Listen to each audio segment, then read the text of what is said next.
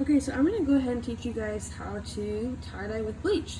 So if you're at home and you want to tie-dye but you don't have any tie-dye kits, that's okay because you can tie-dye with any bleach that you have at home. So I got this bleach for 99 cents at the grocery store. You can tie-dye with Clorox bleach or whatever, and then you want to put it in a little squirt bottle. I didn't have a squirt bottle, so I just used this soap bottle, and it has a little cap like that. As long as it has a lid that you know that you can squirt out of, then it's just great. And then finally, you're gonna wanna have a cloth. And I used a sweatshirt, and I already went ahead and did the spiral technique and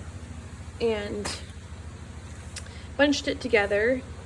And so that's just where you lay it flat and then you spin the middle like this until it all bunches together. And then I bundled it up, and then all what you do is you take your bleach and you just start going in sections with it. And so here we go.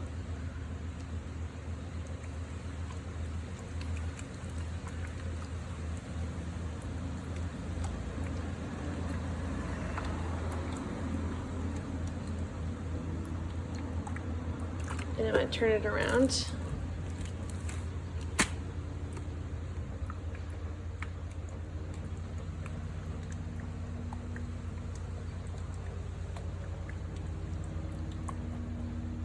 All right. And my bleach ran out. So I'm going to let that sit. And we'll see what we have.